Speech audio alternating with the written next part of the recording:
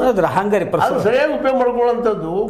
ಈ ಮೊಬೈಲ್ ಮತ್ತು ಕಂಪ್ಯೂಟರ್ಗಳು ಸರಿಯಾಗಿ ಉಪಯೋಗ ಮಾಡುವಂಥದ್ದನ್ನು ನಾವು ಕಲಿಸಿ ಏನನ್ನು ಓದಿದ್ರೆ ಏನನ್ನು ಸಾಧಿಸಿದ್ರೆ ನಾವು ಮುಟ್ಲಿಕ್ಕೆ ಸಾಧ್ಯ ಗುರಿ ಅನ್ನೋದು ಹೇಳಬೇಕಲ್ಲ. Correct sir. ನಿಮ್ಮ ಮಾತನ್ನು ಪ್ರೊಫೆಸರ್ ವಾಸನ್ ಅವರು ಹೇಳಿದರೆ ಸರ್, ವಿದ್ಯಾರ್ಥಿಗಳಲ್ಲಿ ಏನಂತ ಕೆಲವು ಪಠ್ಯ ಚಟುವಟಿಕೆ ಪಠ್ಯ ಪುಸ್ತಕಗಳಿಗಿಂತ ರೀ ಪಠ್ಯೇತರ ಚಟುವಟಿಕೆಗಳು ಕೂಡ ಗಮನ ಇರಬೇಕು ರೀ.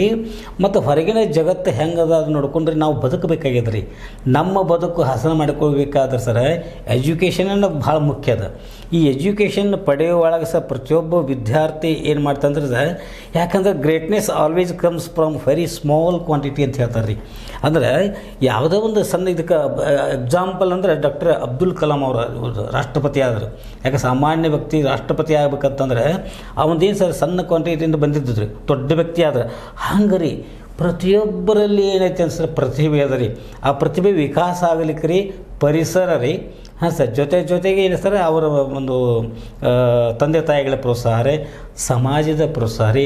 ಅದಕ್ಕಾಗಿ ಸರ್ ಈದಷ್ಟು ಸರ್ ಧಾರವಾಡದಿಂದ ಆಗಮಿಸಿದಂಥ ಕಲಘಟಗಿ ಮತ್ತು ಅಳ್ನಾವರ ತಾಲೂಕು ದಂಡಾಧಿಕಾರಿಗಳು ರೀ, ತಹಶೀಲ್ದಾರ್ ಅಂತಂದ್ರಿ ಶ್ರೀ ಬಸವರಾಜ್ ಬೆನ್ನಿಶೆರೂರವರು ಪ್ರಾಕ್ಟಿಕಲ್ ಆಗಿ ತಮ್ಮ ಲೈಫ್ದಾಗ ಸರ್ ಸಮಾಜದ ಬಡ ವಿದ್ಯಾರ್ಥಿಗಳ ಪೋಷಣೆಯನ್ನು ಮಾಡೋದ್ರ ಜೊತೆಗೆ ಅವರ ಒಂದು ವಿದ್ಯಾಭ್ಯಾಸಕ್ಕೆ ನೆರವು ನೀಡಿದ ಕೆಲವೊಂದು ದೃಷ್ಟಾಂತಗಳನ್ನು ಹಿಡಿದಾಗ ರೀ ಭಾಳ ಖುಷಿ ಅನಿಸ್ತದೆ. ಯಾಕಂದ್ರೆ ಸರ್ ಬಡತನ ಅನ್ನೋದು ಭಾಳ ಕೆಟ್ಟ ರೀ.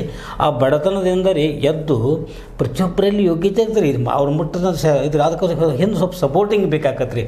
ಆ ನಿಟ್ಟಿನಲ್ಲಿ ತಹಶೀಲ್ದಾರ್ ಮಾಡಿದಂಥ ಕೆಲಸ sir slow and steady runs ways ಅಂತೇಳಿ ಒಬ್ಬರು ನಮ್ಮ ಕಾರ್ಪೊರೇಟರ್ ಆಗ್ಯಾರ ಸರ್. ಯಾಕೆ ನಮ್ಮ ಬೆಳಗಾವಿ ಕಾರ್ಪೊರೇಟರ್ ಅಂತಾರೆ ಶ್ರೀಮತಿ ವೀಣಾ ವಿಜಾಪುರಿ ಅಂತೇಳಿ, ಅವರು ಚೆಂದ ಮಾತಾಡ್ರಿ. ಯಾಕಂದ್ರೆ ಮಕ್ಕಳಲ್ಲಿ ಏನೈತೆ ಅಂದರೆ ಸ್ಲೋ ಆ್ಯಂಡ್ ಸ್ಟಡಿ, ನೀವು ಸಮಾಧಾನಲೆ ಹೋಗ್ರಿ ಆದರೆ ಗುರಿ ಮುಟ್ರಿ ಅನ್ನುವಂಥ ಮಾತು ಹೇಳಿದ್ರಿ. ಒಂದು ಸಣ್ಣ ಮಗು ರೀ 1 ವರ್ಷ 10 ತಿಂಗಳದ್ದು ಸಮಾಜದ ಒಂದು ಮಗು ಲಿಮ್ಕಾ ದಾಖಲೆ ಮಾಡಿದ್ರಿ. ಅದರಿಂದ ಒಂದು ಪ್ರತಿಭೆ ಅನ್ನೋದು ಹೆಂಗೆ ಎಲ್ಲಿರ್ತದೆ ಗೊತ್ತಾಗೋದು. ಯಾವ ಜಾತಿ ನೋಡಿ ಬರೋದಿಲ್ಲ, ಯಾವ ಧರ್ಮ ನೋಡಿ ಬರೋದಿಲ್ಲ, ಮತ್ತೊಂದು ನೋಡಿ ಬರೋದಿಲ್ಲ.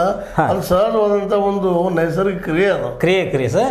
ಅಂದ್ರೆ ಅಂಥ ಪ್ರತಿಭೆಗಳನ್ನು ಇವರು ಗುರುತಿಸಿ ಸನ್ಮಾನಿಸ್ತಾರಲ್ರಿ, ಸಮಾಜಕ್ಕೆ ಪರಿಚಯಿಸ್ತಾರಲ್ಲ, ಇದು ಒಂದು ಸ್ಲ್ಯಾಗ್. ಕೇವಲ ಸನ್ಮಾನ ಮಾಡಿ ಬಿಡಬೇಕು, ಅದು ಮತ್ತೆ ಏನಾದ್ರು ಮಾಡ್ಲಿಕ್ಕೆ ಸಾಧ್ಯ ಇದೆ ಸರ್. ಮತ್ತೆ ಪ್ರೋತ್ಸಾಹ ಅಂದ್ರೆ ಸರ್ ಅಲ್ಲಿ ಸಮಾಜದಲ್ಲಿ ಕೆಲವೊಂದ್ರಿ ಬಡ ಮಕ್ಕಳು ಕೆಲವೊಂದ್ರಿ ವಿದ್ಯಾಭ್ಯಾಸಕ್ಕೆ ರೀ ವಿಶೇಷವಾಗಿ PUC ಮಾಡಿರ್ತಾರೆ, ಮುಂದೆ ಮಾಡೋಕ್ಕಾಗಿಲ್ಲ ಅವ್ರಿಗೆ ಆರ್ಥಿಕ ಸಹಾಯ ಮಾಡೋದು ಭಾಳ ಕಷ್ಟ ಸರ್. ಆರ್ಥಿಕ ಸಹಾಯ ಸರ್ ಈ ಎಂಪ್ಲಾಯೀಸ್ ಏನಿರ್ತಾರೆ ಸರ್ ಅವ್ರು ತಮ್ಮ 1,000 ರೂಪಾಯಿ ಕಾಂಟ್ರಿಬ್ಯೂಟ್ ಬಿಟ್ಟರೆ ಈ ಸ್ಟೇಟ್ ತುಂಬ ಸರ್ ರಗಡ ಅಮೌಂಟ್ ಕೊಡ್ತದೆ ರೀ. ಅದರಿಂದಾಗಿ ಬಡ ವಿದ್ಯಾರ್ಥಿಗಳ ವ್ಯಾಸಂಗಕ್ಕೆ ರೀ ಅವರು ಸ್ವಲ್ಪ ಪೂರಕವಾಗಿ ಸಹಾಯ ಮಾಡ್ತಾರೆ ಸರ್.